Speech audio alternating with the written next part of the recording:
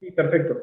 Perfecto. Entonces, Alfredo Ortiz nos pone, en el caso de la preventa, ¿la inversión también tiene una rentabilidad como parte del proyecto? Sí, de hecho, en el caso de la preventa, en los países desarrollados como Japón o Nueva Zelanda, el simple anuncio de que el edificio tiene dispositivos de disipación sísmica, como ellos ya lo toman como un commodity, pues lo primero que pregunta el usuario cuando llega y ve un edificio que quiere asegurar su inversión, sobre todo en países como Japón que tiembla continuamente, llega y pregunta, oye, ¿van a construir un edificio? Sí. Oh, ¿tiene aislamiento? Sí. Ah, entonces me interesa. ¿No tiene? Muchas gracias, no voy y busco otro. Esto pasó también mucho en Chile. En Chile, después del sismo de 2011, que fue tremendo, los edificios, hubo edificios que se dañaron y otros que no se dañaron. La gente preguntaba, ¿y este por qué no se dañó? Ah, porque tiene disipación. Y entonces, ¿qué han hecho? Que buscan que los edificios que ellos buscan y compran pues tengan disipación. Y ha ocasionado que entonces las inmobiliarias que empiezan la preventa y que en la preventa no dicen que tengan disipación, pues no hay preventa, ¿no? Entonces, esa preventa son ingresos que se empiezan a tener, digamos, en esta etapa, ¿sí? Pero depende también mucho de la mentalidad de la gente, porque la gente en este momento dice, ok, voy a invertir en mi departamento, pero no hay departamento. O sea, estoy comprando ahorita una promesa de que va a estar el departamento.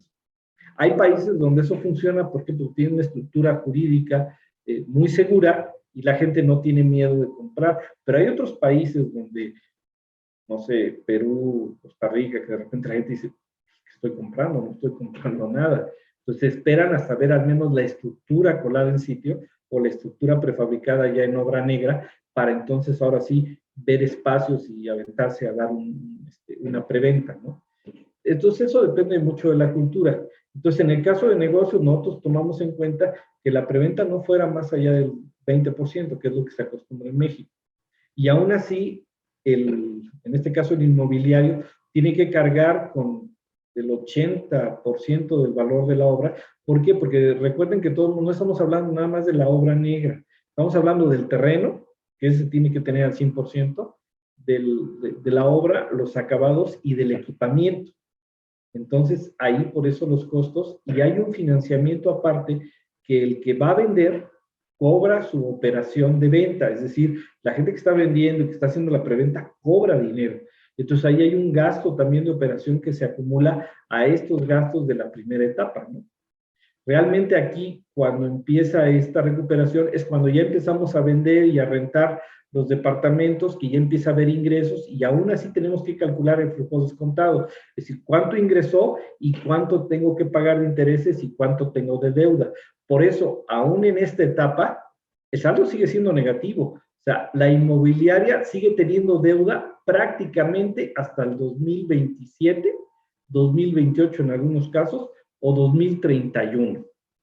Por eso las inmobiliarias requieren de grandes inversiones para poder sustentar el flujo que van a tener hasta después de la recuperación. Eso también las lleva a que entre más tiempo pase para la recuperación, la tasa de interés final va a ser más alta que una tasa de interés, por ejemplo. Por eso muchos decían, oye, ¿por qué un edificio prefabricado con aislamiento tiene una tasa de interés menor? Porque se recupera más rápido, simplemente. Y terminó pagando un interés menos largo por el tiempo que un edificio diferente. Espero que con eso haya sido contestada la pregunta. Muchas gracias, Juan Carlos. Recuerden que si tienen más preguntas, podemos ir por orden contestándolas. Te mando un par más. José Inocencio pregunta, ¿cómo se vería reflejado el costo-beneficio y de qué manera se obtendría? El costo-beneficio es precisamente esta tabla, donde estás viendo el flujo de, ahora sí, los flujos descontados. Estás viendo cuántos son los ingresos y cuántos son los egresos y sacas los beneficios. En este caso, solamente estamos analizando los beneficios financieros. Ya comentamos que en determinados proyectos, sobre todo cuando es gobierno, hay una serie de beneficios intangibles que a pesar de que la recuperación lleve 10 o 15 años, el beneficio intangible a la sociedad es tan alto que el proyecto corre. Ahora, hoy en día muchos de los bancos, el Banco Interamericano de Desarrollo y otros bancos, financian proyectos y está uno obligado a presentar el flujo descontado de la recuperación del proyecto, y a pesar de que el flujo sea muy largo, 10, 12 años, de todos modos el banco aprueba el préstamo porque hay beneficios importantes que se pueden y que no son tan tangibles, o sea, no tienen un beneficio financiero de valor que pueda determinar. Por ejemplo, voy a construir un puente que va a permitir agilizar una zona, va a hacer que haya más economía, que entren más artículos, que la gente llegue más rápido a trabajar. Pero ¿cómo le pongo dinero a esos elementos? Es muy complicado saber a priori, es decir, antes de que se dé, no puedo saber cuál va a ser el beneficio. Lo puedo saber a posteriori, es decir, una vez que hice el puente, hay una derrama económica, mejora la situación, hay más movimiento de dinero, hay más negocio, y ahí sí puedo tabular cuánto fue el efecto. Pero ese efecto es hacia atrás, es decir, puedo ver hacia el pasado y ver cuánto fue el incremento y la mejora, ¿no? Pero hacia el futuro no lo puedo hacer. Incluso es muy complicado en la, digamos, en la definición de beneficios. En los casos de negocios, siempre se tiene que delimitar al principio del estudio de evaluación del proyecto si va a ser un proyecto social, de responsabilidad social, en el cual entonces evalúa uno todos estos intereses pues prácticamente intangibles, o si el proyecto va a ser con un interés económico, entonces si hay una evaluación económica de los beneficios, se analizan 3 escenarios, el optimista, el medio y el pesimista, y se ve que en los 3 escenarios cuál es el promedio, y sobre eso se calculan los flujos descontados, la tasa de interés y el valor presente neto para poder tomar una decisión de una aprobación de un proyecto. Entonces, siempre tenemos que tener en cuenta ese tipo de detalles. Hay veces que a priori no podemos establecer cuáles van a ser los beneficios sino hasta que llevamos a cabo el proyecto. Lo que sí nos piden es que tiene que estar estudiado el proyecto, tiene que tener los impactos, el impacto social, el impacto económico, es decir, si hay una serie de stage o de puertas de aprobación de una factibilidad técnica, una factibilidad económica y una factibilidad social. El caso de negocios es apenas uno de los integrantes de la factibilidad técnica y económica. Y ya a partir de ahí entran los intangibles en la cuestión de lo que es la factibilidad, digamos, social. Espero con eso también, si tienen una duda. Muchas gracias. Pregunta Alfredo Ortiz. En el caso del modelo presentado, en particular la losa en la simulación que ésta soporta por unas columnas de acero, ¿cómo influye o está disocada del efecto de escala entre la losa y los apoyos del acero? No, es que toda la estructura es concreto prefabricado. Lo que pasa es que a la escala, la losa son sistemas dobles T, las traves son traves portantes y traves de rigidez de concreto, y en el caso pero si se fijan aquí en los datos, este programa se llama LUSAS, es un programa de análisis estructural, y precisamente en LUSAS vemos que lo que se usó fue traves de rigidez, traves portantes, concretos de 500, concretos de 250, pero es estructura de concreto, en este caso preesforzado, donde se da digamos, esta simulación, y aquí mismo se corre el Time History Analysis. Cuando escogimos el sismo de 7.5 presentado, metemos el acelerograma de un sismo y vemos cómo se comporta y qué zonas se dañan en el colado en sitio y en el prefabricado. Y entonces con las zonas dañadas tabulamos cuánto cuesta la reparación y eso es lo que se pone en los flujos descontados para saber cómo afectó ese tipo digamos, de elemento que se presenta, cómo afectó y cuánto cuesta repararlo, ¿no? Incluso con la ocupación, o sea, no es lo mismo que se vacía el edificio, se repara y luego se vuelve. Y es más, cuando se vacía el edificio, pues la gente que estaba ocupando ese edificio va a tener gastos, va a tener que salir, rentar en otro lado, va a tener unas, porque no va a poder ocupar su lugar y sus contenidos van a quedar dañados. Ahí hay también una tabulación de costos. Pero en este caso, las variables que escogimos y que pusimos es estructura de concreto en los dos casos, y obviamente el modelo que yo les presenté ahorita de la imagen del USA, pues es precisamente el del prefabricado, ¿no? Que es el que mejor desempeño tuvo. Pero no estamos usando columnas de acero. Ese sería meter una variable más y sería todavía más complicado. El problema de las estructuras de acero tienen un mejor comportamiento sismo, sí puede ser, pero el problema es que los contenidos ante los desplazamientos pues sufren todavía más. Aparte que en el reglamento a la estructura de acero se le permite utilidades de Q de 4, ¿no? Está todo dar, gasto menos al inicio. Pues sí, gasto menos al inicio, pero como estoy haciendo el estudio, pues resulta que a lo mejor estoy en este caso, ¿no? Y resulta que sí, o sea, mi gasto fue menor, pero en caso de que tenga yo que reparar los contenidos, o sea, todo lo que son acabados arquitectónicos, ventanas, instalaciones, al tener un mayor desplazamiento, se dañan más y entonces mis costos de reparación pueden llegar a ser más altos. Es decir, cuando intento hacer muy barata la construcción inicial, lo único que estoy haciendo es que estoy pateando el valor que estoy ahorrando, el ahorro, lo estoy pateando hacia el futuro. Y el problema del dinero en el futuro es que ese dinero es más caro que el futuro actual.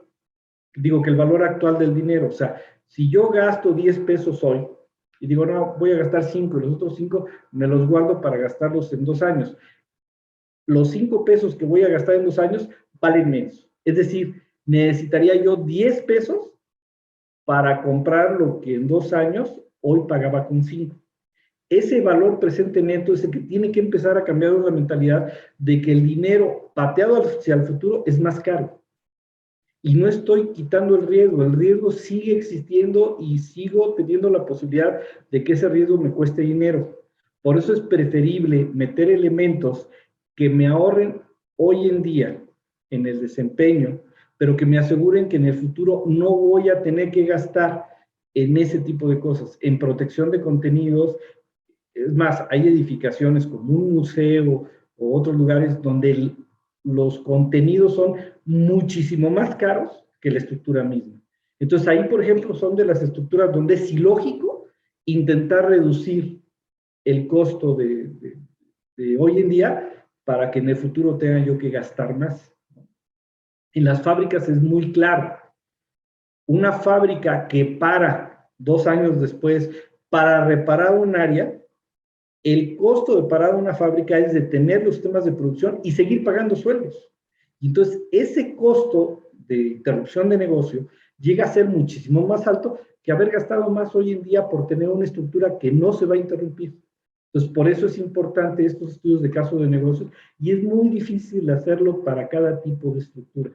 Habría que estudiar cada estructura en su momento, ver sus costos, y entonces cuando calcula uno la interrupción de negocio del tipo de estructura, es cuando más pega. Y por ejemplo, en este caso, aquí la interrupción de negocio que se tabuló, pues es solamente que la persona pues, va a tener que dejar su casa, irse a otro lado a rentar, el negocio va a tener que cerrar en lo que reparan y va a tener que reparar o vender en otro lado o vender a través de internet, y eso es un costo. ¿Por qué? Porque hay una pérdida de mercado y eso es lo que tabulamos. Muchas gracias, Listo. Juan Carlos. Nos pregunta Eduardo Gómez, ¿qué tan rentable es el uso de sistemas de aislamiento sísmico para vivienda unifamiliar? Es decir, ¿vale la pena o simplemente es un lujo, financieramente hablando? Depende mucho de la zona, ¿sí? Porque si me estás hablando de una zona altamente sísmica, pues no es un lujo. O sea, De hecho, en Japón muchas viviendas tienen aislamiento, porque hay una tradición muy curiosa. Lo primero que hace un profesionista en Japón cuando termina sus estudios o cuando alcanza la posibilidad de trabajar en una empresa transnacional, que para ellos es ya una realización de vida, pues lo primero que hacen es, en agradecimiento a la casa de su papá y su mamá, les compran tejas de barro, de estas tejas de barro vidriadas, azules, muy bonitas para ponérseles.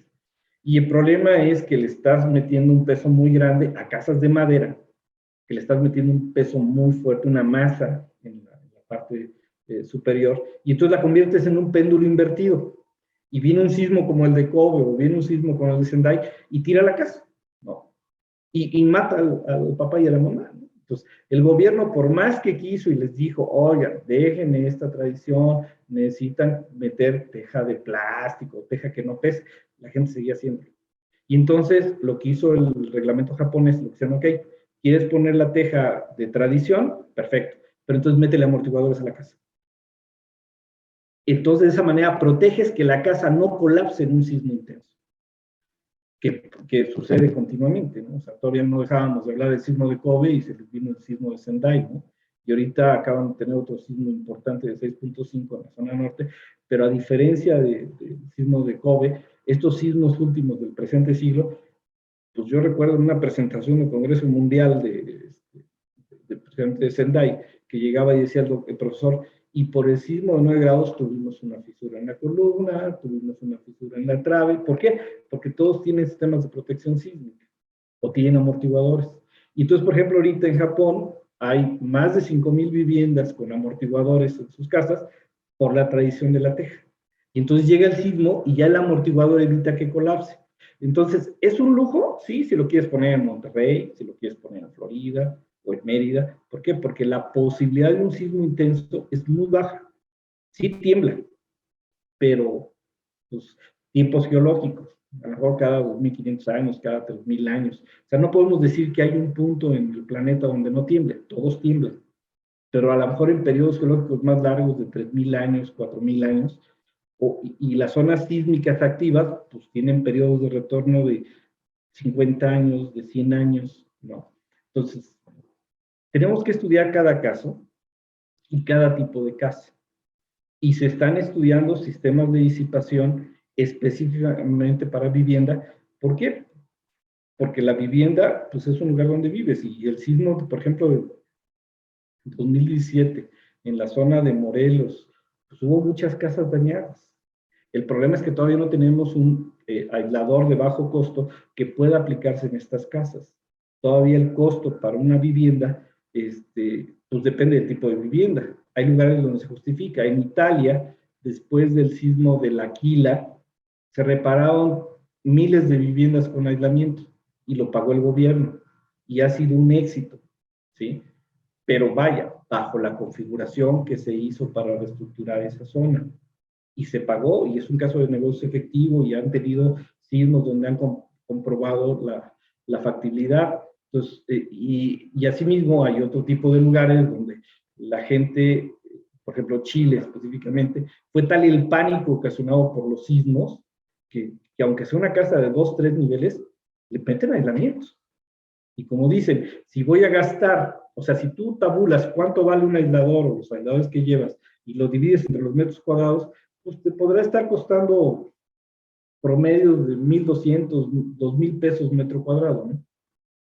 Hay, ahora sí que porcelanatos o acabados de piso más caros que eso. Pues también depende de la zona, ¿no? Y entonces hay lugares donde sí se paga, hay lugares donde a lo mejor por el periodo de retorno, en mi caso tiene que lo pienses, pero sí, más bien depende de la ubicación y del servicio que realmente del costo. Aparte tenemos que tomar en cuenta que esto cada día se está abaratando más y no tenemos que verlo con respecto a la estructura. Las estructuras se diseñan bien y de acuerdo al reglamento resisten perfectamente los sismos. El problema es que las estructuras no analizamos los contenidos. En el modelo no estamos contenidos. Los contenidos son aparte.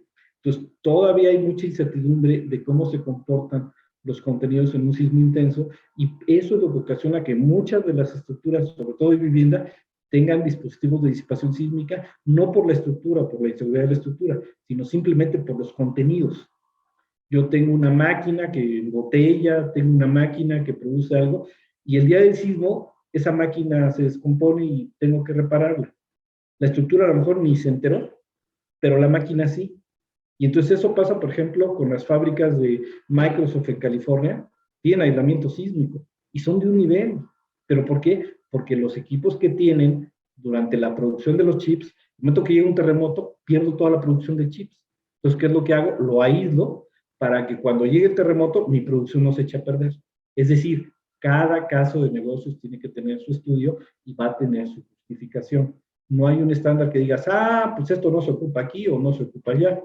Está como la otra pregunta que estoy viendo aquí, Pablo Francisco Peña Carrera, que pregunta que el problema es que el aislamiento lo limita el hecho de que no es aplicable en suelos donde el periodo es mayor a 1 segundo, zonas 2 y 3.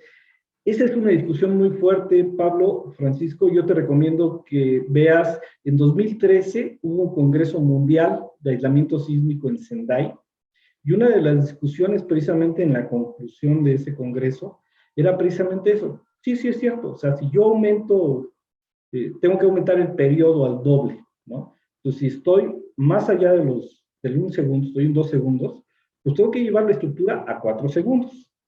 Llevar la estructura a 4 segundos quiere decir que voy a ampliar el desplazamiento. Sí, efectivamente voy a ampliar el desplazamiento. Si la estructura sin aislamiento se movía 30 centímetros, con aislamiento se va a mover 40. Pero es un desplazamiento de cuerpo rígido. Tokio tiene un problema muy similar a la Ciudad de México de grandes depósitos de arcilla, y hay edificios en Tokio que tienen aislamiento.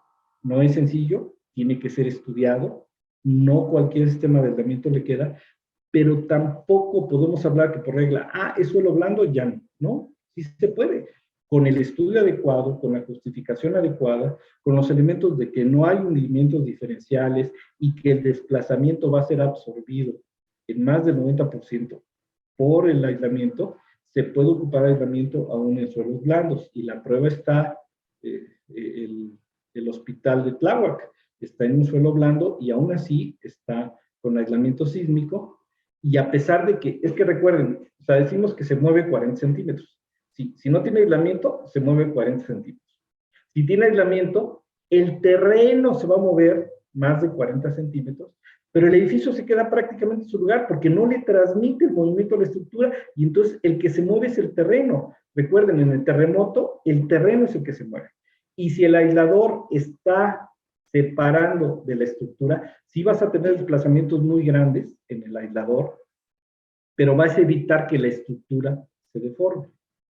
Es un tema que aún hoy en día se está estudiando y que sí requiere una validación. Por eso hay una factibilidad técnica, que es, oye, ¿es factible? Ok, hacemos el estudio, vemos los sismos factibles que se pueden presentar, hacemos el time history analysis, y ese es el que me va a dar el dato si aplica o no aplica, la factibilidad técnica. Y luego viene la factibilidad económica. Ok, el desplazamiento, el alto, ¿cuánto vale? Tanto. No, sabes que económicamente no es factible. Pero esto no hay reglas. Esto hay que estudiarlo, cada caso es diferente, y hay que meterle números a final de cuentas, ¿no? Sí hay soluciones de este tipo en lugares donde se pensaba que no se podía, y de repente cuando hacen los números, pues resulta que sí absorbe los desplazamientos y sí evita el daño de contenidos. En un hospital, ¿por qué lo aíslas? Lo aíslas no tanto por la estructura, sino por los equipos. Hay equipos de radiografía, de imagenología, de ultrasonido, que con el movimiento del terremoto se descalibran, y son equipos que valen mucho más caro que la estructura. Entonces, muchos de los dispositivos son de protección para esos equipos. El daño en unos equipos, a pesar de que la estructura siga funcionando al 100%, el daño en unos equipos y que no se puede ocupar cuando más lo están necesitando en una emergencia, a veces eso es lo que determina el costo. Y financieramente es lo que determina el uso. Hay equipos de hospitales muy caros que, imagínate, después de un sismo, que no puedas usar uno de radiografía, uno de resonancia magnética, que es cuando más lo vas a usar. Entonces, por eso tenemos que estudiar, y poner las 3 factibilidades, los 3 stage a cada proyecto en su factibilidad técnica, su factibilidad económica y su factibilidad de negocio, social o política, según sea el caso, ¿no? Muchas gracias, Juan Carlos. Nos quedan 2 preguntas. La penúltima es María Isabel Díaz.